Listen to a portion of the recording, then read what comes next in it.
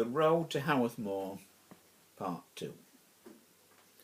If only we could go back to the cottage on the hill at Honley, where the road sweeps gently under the bridge where trains never ran, our voices still echoing round the cavernous walls the smooth moss clings to, and we are beyond the reach of the driving rain.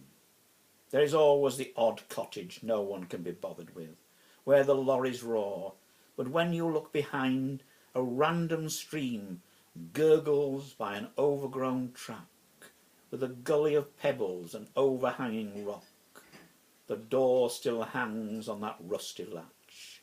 Your thumb might still make it yield, not in the Sturm und Drang of adolescence, but in the quiet intimacies of shared grief. The hills have not moved, nor the clouds altered the stance of their lazy azure, nor has the watery Pennine sun gone in before the swallows gather. Perhaps I have lost that jouissance, and who would not, given the tornadoes, undivined and undeserved, that seized our lives in their burning fury, leaving us awake in a world of dark horizons and troubled days, our memory a cave of broken shards.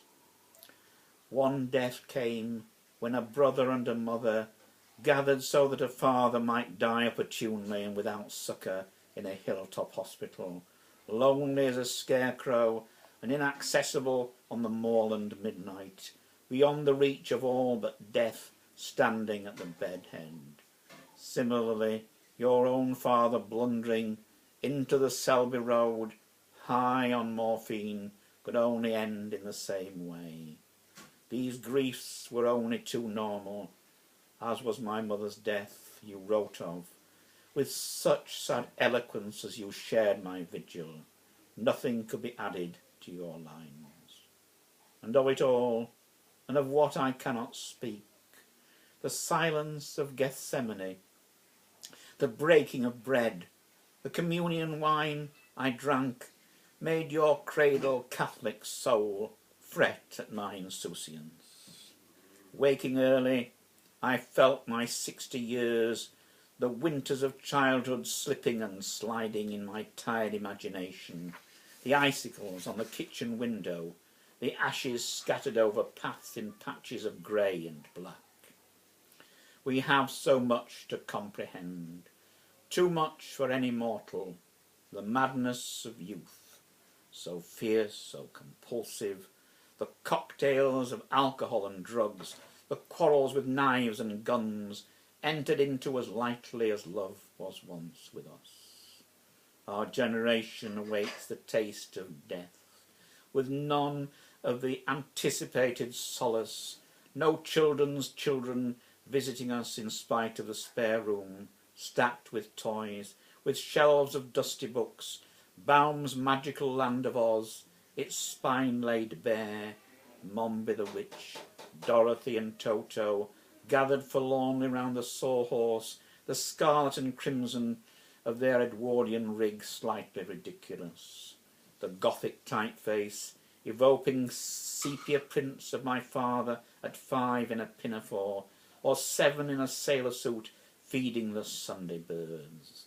My grandmother, framed in a trellis of mignonette, the aroma fragrant still, the violet stock, lingering and rekindling our first garden, the autumn we moved in, the rampant blossoms, caged in the soil of my father's first sowing. For us there was no garden. The cottage at Hawlings had only a paved yard, with tufts of grass and lichen, the whole country round, an abundance of hedges and ditches, where dog roses blossomed, meadows of cow parsley, stiles to field paths, the weathered sign to Thurston land, we followed with hand-in-hand innocence, returning at sunset, our hands full of violets. The garden at Oak stayed barren, the bare soil cumbered with builder's waste, resisting our listless endeavours, the jobbing gardener stirred paraquat, muttering under his breath as he sheltered in the garden from the sudden rain. He left the seeding to another day, left it too late to sow, grumbled as he turfed it the day after our move, with Brenda alone scrubbing the boards. She saw him scowl as he punched the limp turf with his calloused hands, demanding payment, angry at her innocence. Broodnall Road had no garden to speak of, a couple of feet at the front with a broken wall, and the back bare and hard from children's play. The privet was matted with shards of glass, worn tennis balls and broken toys, so tattered I cut it back to the wall.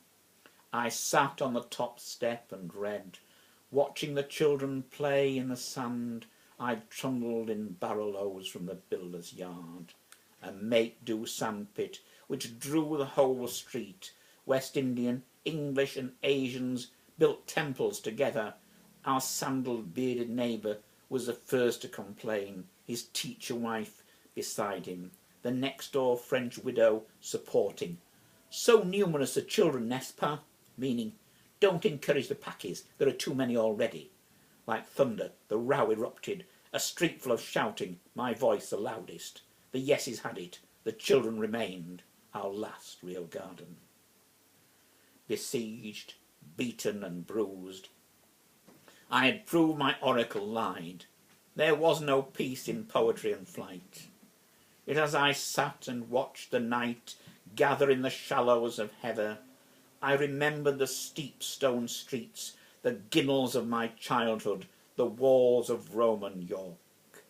On this last June day, hidden by a haze of walls, I found a cottage so overgrown I had to part a mass of green to touch the door, the window panes opaque with dirt, sills choked with books, a rusted letterbox, cracked lintel, lichened roof slates caving in, a sold board hammered firmly into place.